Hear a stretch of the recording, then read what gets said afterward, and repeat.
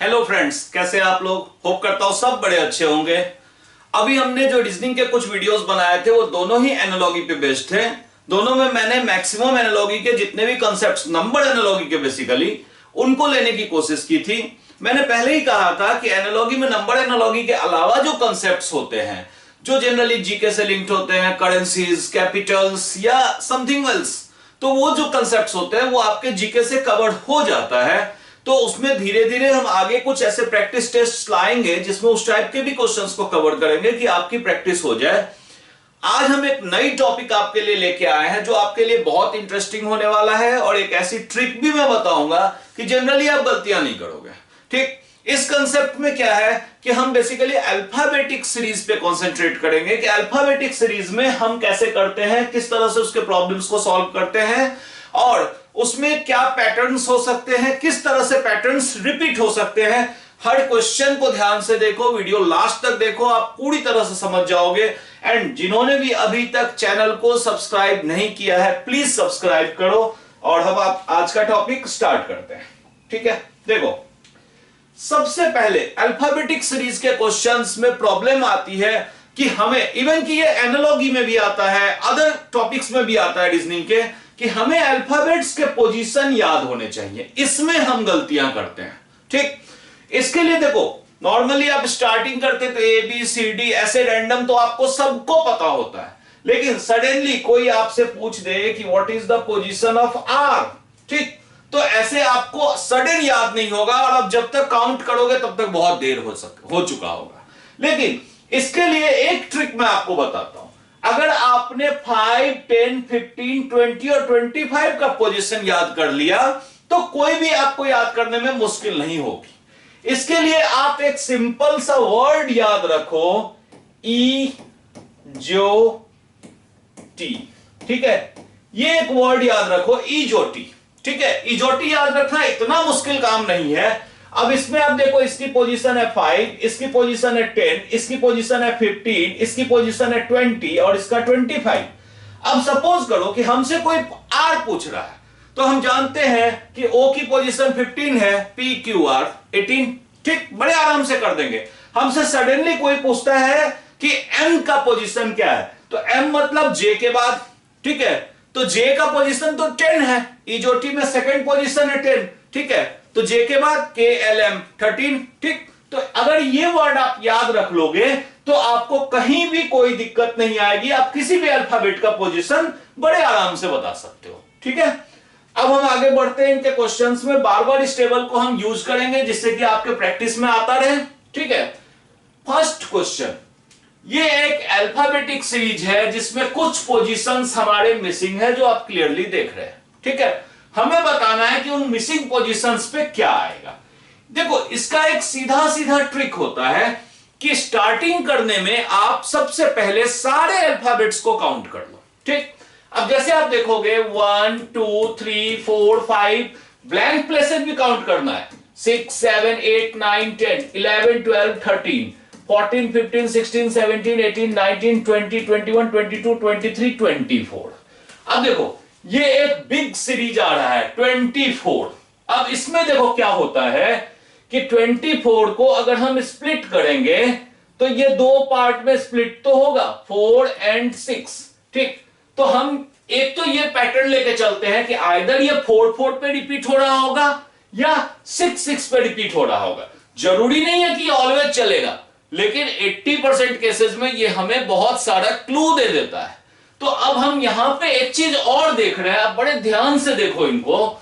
यहां पे x है, ठीक है, y z, इधर देखो 2 बार x है, अगेन यहां पे x है, दोबारा जो है हमारे पास रिपीट एक्सेस इस तरह से नहीं है। तो आप एक काम करो, सबसे पहले इसको 4-4 पार्ट में ब्रेक करके देखो कि क्या ये हमारा काम आ रहा है। 1 2 3 4 1 2 3 4 1 2 3 4 1 2 3 4 1 2 3 4 1 2 3 4। अब आप एक चीज देखो, ध्यान से देखोगे तो एक्स वाई एंड हो रहा है जेड से, यहां एंड हो रहा है वाई से, यहां एंड हो रहा है एक्स से, मतलब हमें इस 4 पे कोई पैटर्न बनता हुआ नहीं दिख रहा है। ठीक, तो अब हम इस 4 को भूल जाएंगे। अब हमारी अगली थिंकिंग जाएगी 6 पे कि क्या 6 पे कोई पैटर्न बन रहा है। अब देखो 1 2 3 4 5, चलो 6 पे हमने स्लैश कर दिया, 1 2 3 4 5, 6 पे स्लैश, 1 2 3 4 5, 6 पे स्लैश, 1 2 3 4 5 6। ठीक, क्लियर। अब ध्यान दो, सब में एंड हो रहा है px px px, तो यहां भी p, ठीक है, px से एंड हो गया, क्लियर। अब आप सोचो कि अब तो ये पैटर्न बनता हुआ दिख रहा है आपको कहीं ना कहीं। अब यहां देखो yxz px, yxz px, ठीक, तो yxz px, yxz px। अब आप देखो सबके स्टार्टिंग में x है, तो जहां पे छूट रहा है वहां हम x डाल देंगे, ठीक है। और जब आपकी प्रैक्टिस हो जाएगी, अभी तो मैंने आपको समझाने के लिए 4 से स्टार्ट किया, हम 4 से स्टार्ट करेंगे ही नहीं। हमें शुरू में ही एक तरह से दिख गया था कि x रिपीट नहीं हो रहा है 4 पोजीशंस के बाद, यानी 4 वाला पैटर्न हमारे काम का नहीं था। जस्ट आपको समझाने के लिए मैंने 4 वाला पोजीशन यूज किया है। ये डायरेक्टली 6 से करना था और 6 से ये बड़े आराम से हो जाता। अब आप ये देखो कि हमने क्या क्या फिल किया, ये x, फिर हमने फिल किया p, फिर हमने फिल किया z, then x and then x। क्या कोई ऑप्शन है? xpzxx हमारा फर्स्ट ऑप्शन ही करेक्ट ऑप्शन है, ठीक है, क्लियर। तो ये हमारा सबसे बेसिक ट्रिक होता है स्टार्ट करने का, लेकिन इसको हम बेसिक भी नहीं कहेंगे, मैक्सिमम क्वेश्चन ही इसी ट्रिक से सॉल्व होता है, ठीक है। अब देखो इसके बाद जो हमारा नेक्स्ट प्रॉब्लम है उसमें बेसिकली क्या है कि 3 वो कॉम्बिनेशन ऑफ अल्फाबेट्स है और वो देखना है कि ब्लैंक स्पेस पे क्या जाएगा।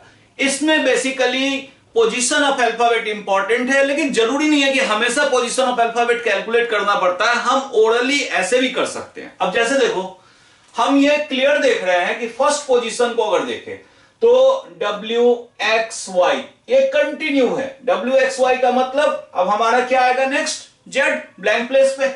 तो अब इसके बाद हम यहां पे Z अपना फिल कर लेते हैं, ठीक है। अब इसके बाद देखो सेकंड पोजीशन पे देखोगे तो ये YUQ रिवर्स ऑर्डर में, तो रिवर्स ऑर्डर में है तो एक बार चेक करो कि कितना रिवर्स हो रहा है। Q से U आने के लिए LMQ के बाद RSTU हमें 4 पोजीशन प्लस करने पड़ रहे हैं। अब आप U से Y तक जाने के लिए कितने पोजीशन प्लस कर रहे हो? U से Y में VWXY 4 पोजीशन, अगेन 4। इसका मतलब यहां है कि इससे 4 पोजीशन बैक जाना पड़ेगा हमें +4 के लिए, ठीक है। तो आप अगर M को देखो NOPQ, M के कंडीशन में ये हमारा सेटिस्फाई हो रहा है 4 पोजीशन, तो हमारा सेकंड क्या आ जाएगा M, ठीक। अब हम वैसे तो देख रहे हैं कि यहां Z और M है, बाकी किसी ऑप्शन में नहीं है, बट नन ऑफ दीज, ये बहुत डेंजरस होता है, हो सकता है हमारा H ना आए फाइनली।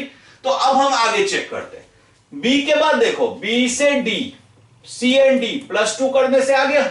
अब देखो D के बाद E एंड F +2 करने से आ गया।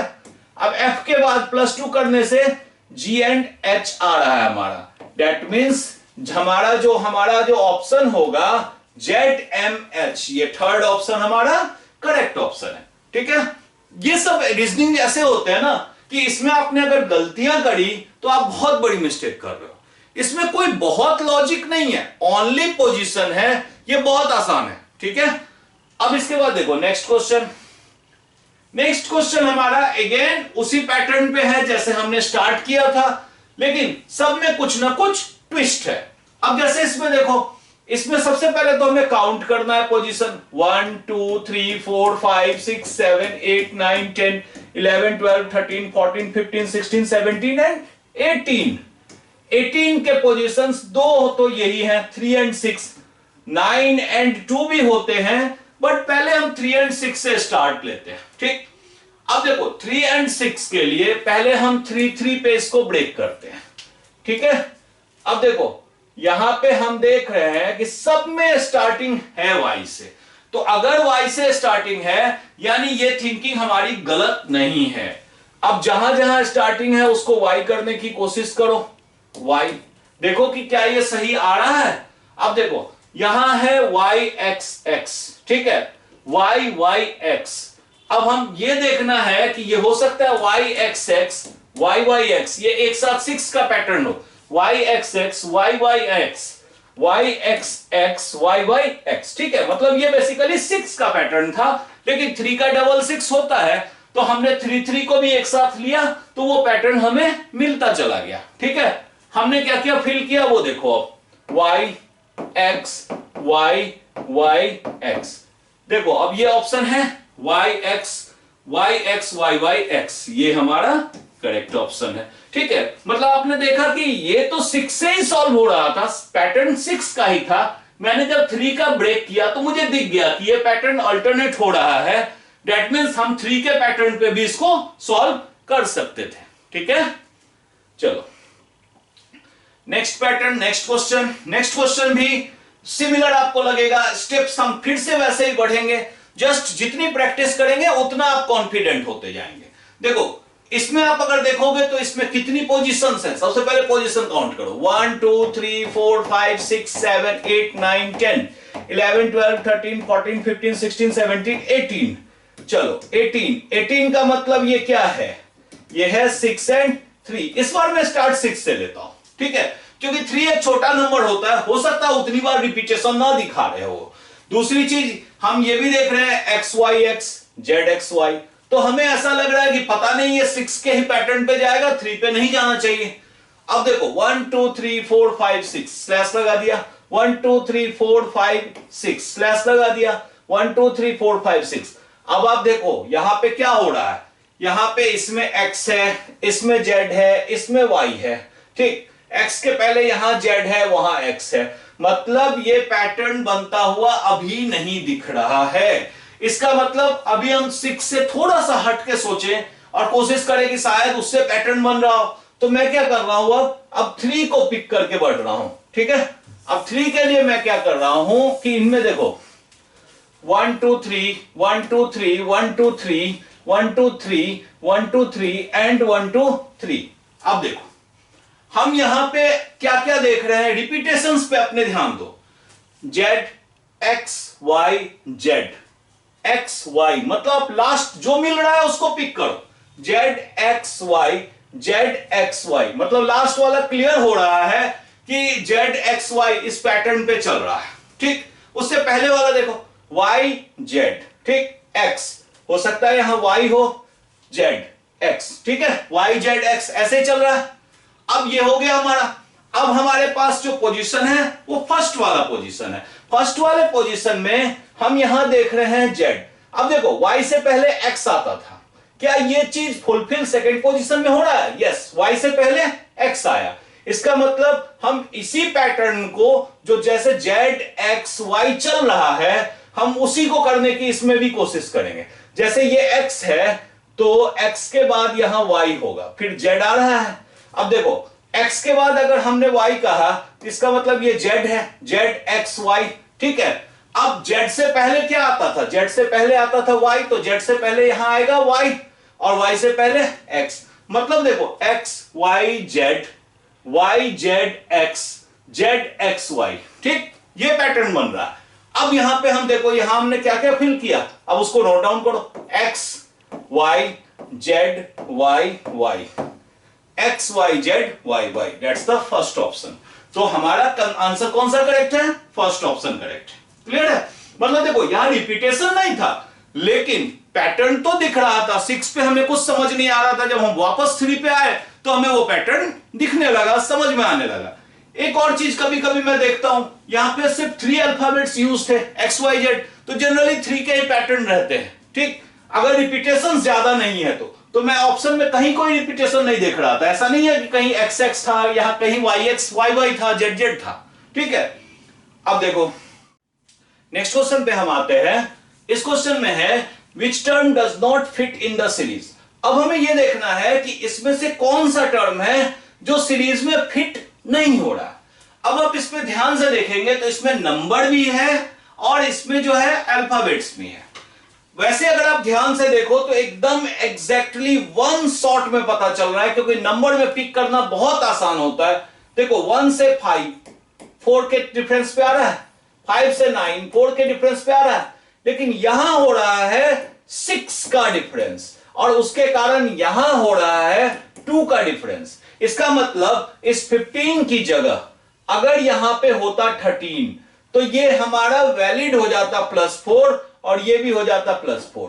दैट मीन्स वेरी क्लियर कि 15RD ये इस पैटर्न पे सूट नहीं कर रहा है, हम बाकी को चेक करेंगे भी नहीं, और ये हमारा करेक्ट ऑप्शन है। ठीक है, तो इस तरह से अल्फाबेटिक सीरीज पे क्वेश्चंस आते हैं, मिसिंग्स में भी आ जाते हैं, ऑड वन आउट भी आ जाता है। ठीक है, तो इस पे अब आप एक वीडियो में और बनाऊंगा इस पे, जिसमें और कॉम्प्लिकेटेड क्वेश्चंस जो आपके कंफ्यूजन्स क्रिएट करते होंगे उनको मैं लेके आऊंगा। स्टिल आपको अगर किसी क्वेश्चन में कंफ्यूजन हो इस कंसेप्ट पे तो आप मुझे कमेंट करो, मैं उसको उस वीडियो में ऐड करने की कोशिश करूंगा या सेपरेट भी बनाऊंगा आपके लिए। ठीक है, जिससे आपकी कोई भी कंफ्यूजन ना रहे। एंड प्लीज लाइक शेयर और सब्सक्राइब जरूर करो। Thank you.